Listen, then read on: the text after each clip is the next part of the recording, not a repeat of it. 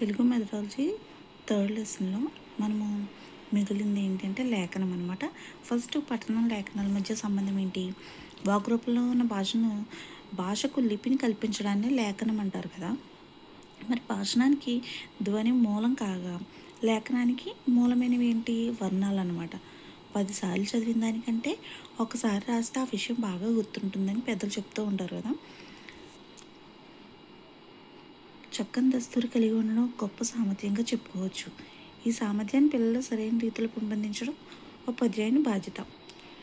పఠన లేఖనాల్లో ముందు ఏది నేర్పించాలి? ముందు పఠనమే నేర్పించాలి, ఆ తర్వాత లేఖనం అని తేల్చి చెప్పేశారనమాట. దానికి కారణం ఏంటి? పఠనానికి భాషణంతో దగ్గర సంబంధం ఉంటుందన్నమాట. భాషణంలోనూ పఠనంలోనూ వాగేంద్రియాలైన పెదవి, నాలుక కదలిక ఉంటుంది. కానీ లేఖనంలో వాటికి పని లేదు, కేవలం చేతి వేళకే పని. నోటు అన్నోను ఈజీ టు డిఫికల్ట్ అంటే తెలిసిన విషయం నుంచి తెలియని విషయాలకు, తేలిక విషయాల నుంచి కఠిన విషయాలకు అభ్యసనం అనేది జరగాలన్నమాట. ఏ దృష్టితో చూసినా పఠనం ముందు నేర్పించి తర్వాత లేఖనం నేర్పించాలి. దృష్ట లేఖనం యొక్క ప్రయోజనాలు ఏంటి? అక్షరాలు గుండ్రంగా పొందికగా రాయగలుగుతారు. అక్షరాలకు, పదాలకు, వాక్యాల మధ్య తగినంత సమానమైన ఖాళీతో రాయగలుగుతారు. విరామ చిహ్నాలను పాటించడం అలవాటు అవుతుంది. అక్షరాలు సమాన పరిణామంలో ఉండేటట్లు రాస్తారన్నమాట. ఉక్తలేఖనం అంటే ఏంటి? ఒక విద్యార్థికి మంచి దస్తూరి కారణం కదా. ఉక్తలేఖనం కూడా విద్యార్థి మంచి దస్తూరికి కారణం అవుతుంది. అంటే ఉక్తం అంటే ఏంటి అంటే చెప్పడం అనమాట. లేఖనం అంటే రాయడం. అంటే ఉపాధ్యాయుడు చెప్తూ ఉన్నప్పుడు పిల్లలు దాన్ని విని దోషాలు లేకుండా రాయగలడం అనమాట ఉక్తలేఖనం. ఈ లేఖనం వల్ల వినడం, ఉచ్చరించడం, చదవడం, రాయడం అనే 4 నైపుణ్యాలు ఒకేసారి అలవడతాయి అన్నమాట. ఉక్తలేఖనం ప్రయోజనాలు ఏంటి? ఉక్తలేఖనం యొక్క ప్రయోజనాలు ఏంటి? దీనివలన చక్కని శ్రవణ శక్తి పొందుతుంది. పఠన లేఖనాలకు సమన్వయం సమకూరుతుందన్నమాట. విద్యార్థి చేతివ్రాతలో అందాన్ని, సమతను తెలుసుకోవచ్చు. చదివిన దానికంటే రాసిన దానివల్ల జ్ఞాపశక్తి ఎక్కువగా వృద్ధి చెందుతుంది. విద్యార్థి రాసిన దానిలో అక్షర దోషాలు గమనించవచ్చు. నిర్దిష్టమైన లేఖనం అలవడుతుంది. తగిన వేగంతో రాయగల నైపుణ్యం అలవాటు పడుతుంది. శ్రద్ధగా వినడం అనే అలవాటు కూడా వస్తుంది అన్నమాట. ప్రాథమిక దశలో మంచి లేఖన లక్షణాలు ఎలా ఉంటాయంటే, మంచి లేఖన లక్షణాలు అంటే ఏంటి? స్పష్టంగా రాయడం, స్పష్టంగా అందంగానూ ఉండాలి. పదముల మధ్య, పంక్తుల మధ్య తగినంత సమానమైన ఖాళీని వదలాలి. విరామ చిహ్నాలు పాటించాలి. తగిన వేగంతో దోషరహితంగా రాయాలి. అక్షరాలు పెద్ద చిన్న తేడా లేకుండా ఒకే పరిణామంలో ఉండాలి. విషయ దోషాలు లేకుండా రాయాలి. భాషా దోషాలు లేకుండా రాయాలి. ప్రాథమిక స్థాయిలో పిల్లలకు లేఖనానికి క్రింది నూతన విషయాలను పాటించాలన్నమాట. ఏంటి? వారికి తోచిన విధంగా గీతలు గీయించడం, సున్నాలు చుట్టించడం చేయాలి, చుక్కలు పెట్టించడం. ఆ తర్వాతే వారికి అక్షరాల వైపు మళ్ళించాలన్నమాట. చిన్నపిల్లల చేతివేళ్ళు చాలా లేతగా, సున్నితంగా ఉంటాయి కదా. మరి పెన్సిల్, బల్పం పట్టి రాయడానికి చేతివేలు కండరాల సమన్వయం చాలా అవసరం కదా. అందుకే బడిలో చేరిన వెంటనే అక్షరాలు దిద్దించకుండా ముందుగా బల్పం పట్టుకునే విధానం నేర్పించాలన్నమాట. ఆ తర్వాత లేఖన కృత్యాలని చేయించాలి, బొమ్మలు గీయించాలి, ఇలా చేయాలి. పఠన లేఖనాల మధ్య సంబంధం భాషా నైపుణ్యాలుగా పరిగణిస్తున్నాం. శ్రవణ, భాషణ, పఠన లేఖనాల్లో ఏ ఒక్క దానిలో పరిపూర్ణత లేకపోయినా మిగిలిన నైపుణ్యాలపై అది ప్రభావం చూపించేస్తుంది అనమాట. శ్రవణ నైపుణ్యం సరిగా లేకపోతే చక్కగా మాట్లాడలేము. భాషణంలో నైపుణ్యం లేదనుకోండి, పఠనం సరిగా ఉండదు. పఠనంలో పట్టు లేకపోతే సరైన లేఖనము కూడా అలవాడదనమాట. ఇలా ఒకదానిపై ఒకటి ప్రభావం చూపుతాయి కాబట్టి ఈ భాషా నైపుణ్యాలను ఒక చక్కని క్రమంలో విద్యార్థులకి నేర్పించాలి. భాషా నైపుణ్యాల మధ్య గల అంతర్గత సంబంధాన్ని ఈ విధంగా భావించవచ్చు. భాషా నైపుణ్యాల్లోనే కాకుండా స్పష్టీకరణలో కూడా అంతర్గత సంబంధం ఉంది. ఏంటివి? స్పష్టత, నిర్దిష్టత, సమత, అందం, వేగం అని ఈ 5 లక్షణాలు కూడా మనకి 4 భాషా నైపుణ్యాలకు సామాన్య స్పష్టీకరణాలు అనమాట. భాషా నైపుణ్యాలకు ఈ 5 లక్షణాలు పంచప్రాణాలు వంటివి. ఏంటి? భాషా నైపుణ్యాలకు గల 5 లక్షణాలు ఏంటి? స్పష్టత, నిర్దిష్టత, సమత, అందం, వేగం అనమాట. ఈ 5 లక్షణాలను డాక్టర్ రవి రంగారావు గారు తన తెలుగు బోధనా ప్రదీపిక గ్రంథంలో ఈ క్రింది విధంగా చెప్పారు. ఏమని చెప్పారో చూద్దాం. ఇదిగో స్పష్టత అంటే ఏంటి? ఈ స్పష్టతకి భాషణానికి సంబంధం ఏంటి? స్పష్టంగా అవసరానుగుణంగా ఊనికితో స్వరభేదంతో మాట్లాడాలి. శ్రోతలకు వినిపించేలా మాట్లాడాలన్నమాట. మరి పఠనానికి స్పష్టతకి సంబంధం ఏంటి? స్పష్టంగా అవసరానుగుణంగా ఊనికితో స్వరభేదంతో చదవాలి. శ్రోతలకు వినిపించేలా చదవాలి. మరి లేఖనానికి ఏంటి? స్పష్టంగా అవసరానుగుణంగా విరామ చిహ్నాలను ఉపయోగిస్తూ రాయాలన్నమాట. అంటే లేఖనం కూడా స్పష్టంగా ఉండాలి. పాఠకులకు కనిపించే విధంగా రాయాలి. నిర్దిష్టత అంటే ఏంటి? భాషా దోషాలు ఉండకూడదు, విషయ దోషాలు ఉండకూడదు. అదేవిధంగా భాషా దోషాలు ఉండకూడదు పఠనంలో, విషయ దోషాలు ఉండకూడదు. మూడింట్లో కూడా లేఖనంలో కూడా భాషా దోషాలు లేకుండా రాయాలి, విషయ దోషాలు కూడా లేకుండా రాయాలి. సమత అంటే ఏంటి? ధ్వనికి మధ్య, పదానికి మధ్య, వాక్యానికి మధ్య మాట్లాడేటప్పుడు వ్యవధానం సమానంగా ఉండాలన్నమాట. అంటే ధ్వనులన్నింటినీ సమాన స్వరంతో మాట్లాడగలగాలి. మరి పఠనంలో వచ్చేసి ఏంటి? పఠనంలో కూడా చదివేటప్పుడు సమంగా చదవాలన్నమాట. ధ్వనులన్నీ సమాన స్వరంతో చదవాలి. రాసేటప్పుడు కూడా విరామ చిహ్నాలు ఉపయోగించి మధ్య ఇప్పుడు వాక్యానికి మధ్య రాసేటప్పుడు కానీ, పదానికి మధ్య రాసేటప్పుడు కానీ ఎడం సమానంగా ఉండాలి. విరామ చిహ్నాలు ఉపయోగించాలి. అక్షరాలన్నింటినీ సమాన పరిణామాల్లో రాయాలన్నమాట. మరి అందం అంటే భాషనికి అందానికి సంబంధం ఏంటి? వాచికాభినయం ఉండాలన్నమాట. హెచ్ ఆకర్షణీయమైన హెచ్ అంటే ఇది పాయింట్ హెచ్ అంటే వాచికాభినయం ఉండాలి. ఆకర్షణీయమైన స్వీయ శైలితో మాట్లాడాలన్నమాట. మరి పఠనంలో అందం ఏంటి? వాచికాభినయం ఉండాలి, ఆకర్షణీయమైన స్వీయ శైలితో చదవాలి. సేమ్ ఇలాగే లేఖనంలో కూడా ఆకర్షణీయంగా రాయాలన్నమాట. వేగం ఏంటి? తొందరపడి కానీ నాంచి కానీ మాట్లాడుకోకూడదు అనమాట. సముచిత వేగంతో మాట్లాడాలి. తొందరపడి కానీ నాంచి కానీ చదువుకోకూడదు. అదేవిధంగా రాసేటప్పుడు కూడా తొందరపడి అలా రాసేయకూడదు అనమాట. సముచిత వేగంతోనే రాయాలి. ఇవన్నీ కూడా ఈ 5 లక్షణాలు ఉండాలని చెప్పింది ఎవరు? డాక్టర్ రావి రంగారావు గారు. ఇందులో చెప్పారు తెలుగు బోధనా ప్రదీపికలో చెప్పారనమాట. లేఖన నైపుణ్యాభివృద్ధి, లేఖన నైపుణ్యం పెంపొందించడానికి తీసుకోవాల్సిన చర్యలు ఏంటి? పఠనం నేర్పేటప్పుడు వర్ణమాలలో అక్షరాలను వర్ణోత్పత్తి స్థానాలను బట్టి కాకుండా ఆకారంలో ఉండే సామ్యాన్ని బట్టి నేర్పడం ప్రస్తుత బోధనా విధానం కదా. ఎలా నేర్పించాలి మరి లేఖనం? ఇక్కడ ఉన్నాయి చూడండి. ఆ, ఆ, ట, త, ల, ర అంటే ఒకే ఆకారంలో ఉన్నవన్నీ ముందు నేర్పించాలన్నమాట. డాడా చూడండి, ఒకే ఆకారంలో ఉండేవి నేర్పించడం వల్ల పిల్లలకి ఈజీగా వస్తుందన్నమాట. ఈ పదాలనే లేఖనాన్ని కూడా నేర్పించాలి. బొమ్మ క్రింద 2 అక్షరాలు మాటలలో ఒక అక్షరం మాత్రం రాసి మిగిలిన అక్షరం ఖాళీ పెడితే విద్యార్థి ఆలోచించి ఆ అక్షరాన్ని పూరిస్తాడు. ఇలా 2-3 అక్షరాల పదాలతో లేఖనాన్ని నేర్పించాలన్నమాట. పదాలలోని అక్షరాలను తారుమారుగా రాసేసి ఆ అక్షరాలను ఉపయోగిస్తూ ఒక చక్కని పదాన్ని రాయండి అని చెప్పాలి పిల్లలకి. ఎగ్జాంపుల్ పకల అన్నదనుకోండి, పలక అని పిల్లలు రాస్తారు. నెక్స్ట్ చిన్న వాక్యాల్లోని పదాలను తారుమారు చేసి ఆ పదాలను సరిచేసి ఒక చక్కని వాక్యం ఏర్పాటు చేయాలన్నమాట.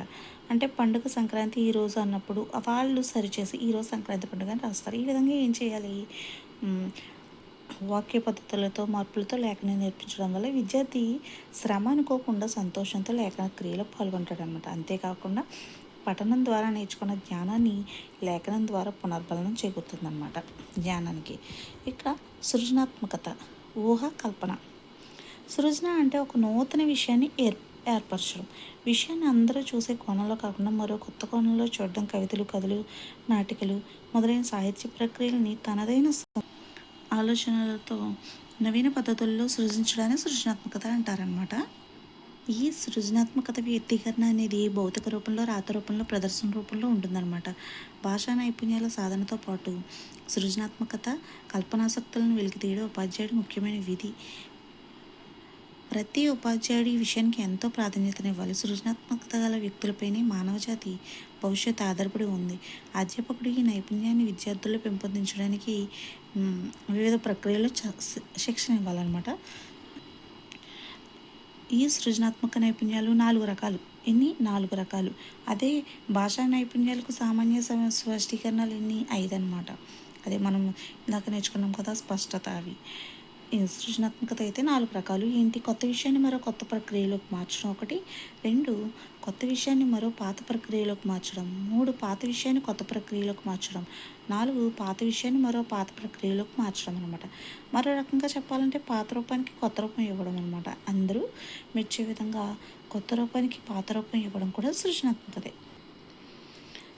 ఈ సృజనాత్మకత అభ్యాసాలను తరగతి గదిలో ఎలా నిర్వహించాలి? ఉపాధ్యాయుడి పాత్ర ఎలా ఉంటుంది? ఈ కృత్యాన్ని పూర్తిగా తరగతి గది కృత్యంగా నిర్వహిస్తూ విద్యార్థులకు తగు సూచనలు ఇవ్వాలన్నమాట. విద్యార్థులు బాగా ఆలోచించి స్వేచ్ఛగా జవాబు చెప్పే వాతావరణం కల్పించాలి. అవసరమైతే కొన్ని ఆధారాలను అందించాలి. దాని తర్వాతే పిల్లలను జట్లుగా విభజించి రాయమనాలన్నమాట. ప్రదర్శింపచేయాలి. పిల్లలు రాసిన చిన్న చిన్న కథలను సేకరించి నేను కథ రాస్తా అనే పేరుతో ఒక లిఖిత పత్రిక తయారు చేయవచ్చు. అలాగే చిన్న కవితలను సేకరించి నేను కవిని అనే శీర్షికతో మరో లిఖిత పత్రిక తయారు చేయవచ్చు. నేను బొమ్మలు గీస్తా అనే పేరుతో కూడా బొమ్మల పుస్తకం తయారు చేసుకోవచ్చు అన్నమాట. వీటిని తరగతి గదిలోనూ పాఠశాల గ్రంథాలయాల్లోనూ కూడా ప్రదర్శించాలి. కొత్త విషయం అంటే విద్యార్థి యొక్క సొంత భావన, ఊహ, కల్పన అని గ్రహించాలి. విద్య అంటే కేవలం 4 గోడల మధ్య కూర్చోబెట్టి చెప్పే జ్ఞానానికి మాత్రమే పరిమితం కాదు. అది పిల్లల సర్వతోముఖ అభివృద్ధికి, సంపూర్ణ మానసిక వికాసానికి, ఉన్నతమైన వ్యక్తిత్వానికి దోహదపడేలా ఉండాలి. ఆ కృత్యాలు విద్యార్థుల్లోని సృజనాత్మకత శక్తులను వికసింపచేసి వారి ప్రజ్ఞా పాఠవాల ప్రదర్శనకు అవకాశం కల్పించాలన్నమాట.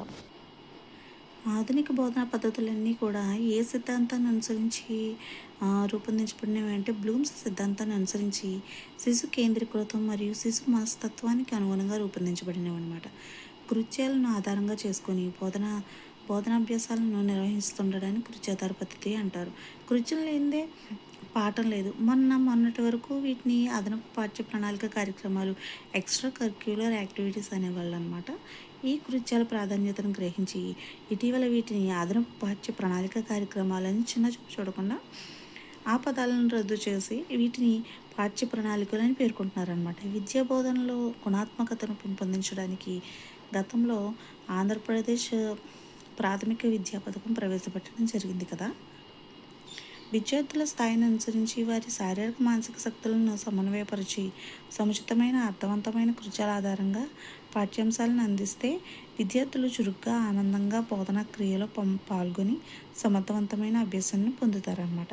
ప్రాథమిక స్థాయిలో విద్యార్థులతో బొమ్మలు గీయించడం, పుస్తకాలు కట్టలు వేయించడం, అక్షరపూరణ, పదపూరణ, ధ్వనానుకరణ పదాలు ఇలాంటి కృత్యాలను చేయించడం ద్వారా కూడా వాళ్ళలో ఆలోచన శక్తి పెరుగుతుంది. వారిలో అణిగి ఉన్న అంతర్గత శక్తులు అంటే టాలెంట్స్ అన్నీ కూడా వెలికి వస్తాయి అన్నమాట. వారిలో సృజనాత్మకత పరాకాష్ఠకు చేరుకుంటుందన్నమాట. అయితే తన సువర్ణం కావ్యంలో కథా రచయిత కుంద భాస్కర్రావు గారు ఇలా చెప్పారు. ఏంటి సువర్ణం అనే కావ్యం రాసింది ఎవరు? కుంద భాస్కర్రావు గారు. ఏం చెప్పారు?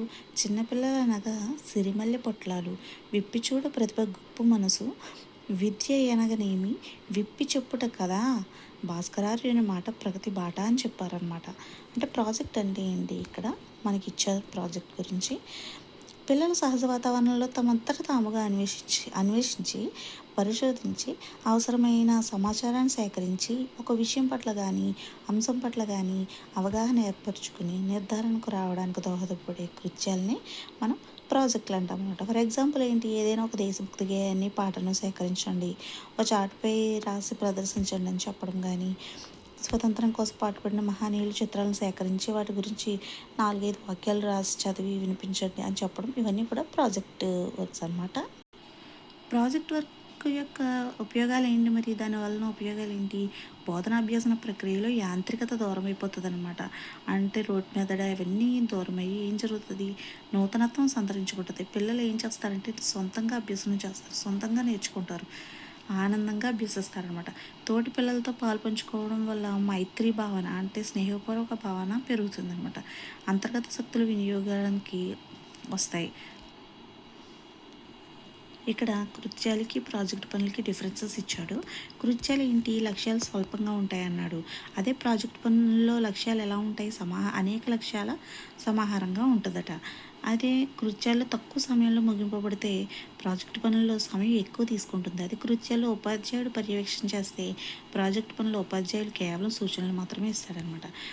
పిల్లల కల్పన అభివృద్ధి చేయడానికి కృత్యాలు, సృజనాత్మకత రూపాలైన శిశు గేయాలు, అభినవ గేయాల గురించి తెలుసుకున్నాం కదా. ఇవి కాకుండా ఈ క్రింద అంశాలను కూడా సృజనాత్మకతను పెంపొందించడానికి ఉపాధ్యాయుడు నిర్వహించాలన్నమాట. ఏంటివి? కవితా రచన. ప్రాథమిక దశలో కవితా రచనకు శిక్షణ ఇవ్వడం జరగని పని కదా. ఈ దశలో ప్రాథమిక భాషా నైపుణ్యాలు నేర్పించడమే ముఖ్య ఉద్దేశం అయినప్పటికీ కూడా సృజనాత్మక నైపుణ్యం మీద అభిరుచిని కలిగించే చిన్న చిన్న కవితలు రాయించవచ్చు. కథా రచన 4, 5 తరగతుల్లో పిల్లవాడి చేత వారు నేర్చుకున్న కథలను తిరిగి రాయమనడం ద్వారా, కొత్త పేర్లు పెట్టడం ద్వారా, మరో రకమైన ముగింపు ఇవ్వడం ద్వారా వారి సృజనాత్మకతను పెంపొందించవచ్చు అనమాట. వర్ణనాత్మక రచన ద్వారా కూడా పిల్లల్లో సృజనాత్మకతను పెంపొందించవచ్చు. ఇలా 4వ తరగతి నుంచి ఆకర్షణీయమైన చిత్రాలను పిల్లలకు చూపించి వాటిని వర్ణనాత్మకంగా రాయమనాలన్నమాట. అలాగే ప్రకృతిలోని దృశ్యాలను చూపించి దానికి వారిలో కలిగిన స్పందనను, మధుర భావాలను వర్ణనాత్మకంగా రాయించమనాలి. పాఠశాల పత్రిక ఇది విద్యార్థుల్లో సృజనాత్మక శక్తిని తప్పకుండా పెంపొందిస్తుంది అనమాట. ఊహాశక్తిని, వర్ణనా శక్తిని, కథన శక్తిని పెంపొందించే కథలు, కవితలు, చిత్రాలు, జోకులు ఇందులో ఎక్కువ ఉంటాయి అన్నమాట. దీనివలన ఏం జరుగుతుంది, విద్యార్థులు దీని ద్వారా తమ సృజనాత్మక శక్తిని పెంపొందించుకుంటారు అన్నమాట. తమ భావాలను స్వేచ్ఛగా వ్యక్తీకరిస్తారు. తమ ఊహలకు ఒక అక్షర రూపాన్ని ఏర్పాటు చేసుకుంటారు. ఆనందానుభూతిని పొందుతారు. మంచి వైఖరిలో ఆసక్తులు పెంపొందించుకుంటారు. తమకంటూ ఒక శైలిని ఏర్పాటు చేసుకుంటారు అన్నమాట. సృజనాత్మక శక్తిని పెంపొందించడంలో ఏ అంశాలను గమనించాలి? విద్యార్థి స్వీయ రచన చేసేటప్పుడు అక్షర దోషాలని, భావదోషాలని భయపెట్టకూడదు. వారికి నచ్చిన పద్ధతిలో రాయడం మొదలుపెడితే క్రమేపీ ఉపాధ్యాయుడు దోష సవరణ చేయవచ్చు అనమాట. వారి రచనలను తరగతి గదిలో అందరి ముందు చదివించి ప్రోత్సహించాలి. అప్పుడు ఇంకా బాగా రాసి మంచి గుర్తింపు పొందాలనే కోరిక ఎక్కువ అవుతుంది. స్వీయ రచనలకు నియమాలు ఏమి విధించకూడదు. అప్పుడే తప్పులని ఎత్తి చెప్పకుండా అలా మార్పు చేస్తే బాగుంటుందేమో ఆలోచించు అంటూ మార్పులు సూచించాలన్నమాట. కొన్ని ప్రక్రియలను ఉపాధ్యాయుడు చదివి వివరించి అప్పుడు పిల్లలను రాయమని చెప్పాలి. ఇది అంతా కూడా ఏంటంటే ఫస్ట్ ఇయర్లో ఉన్న రాయడం అనే స్కిల్ అనమాట, రైటింగ్ స్కిల్. ఇంకా సెకండ్ ఇయర్లో కూడా ఈ రైటింగ్ స్కిల్ ఉంది కదా, అది కూడా చదివేద్దామండి. Thank you.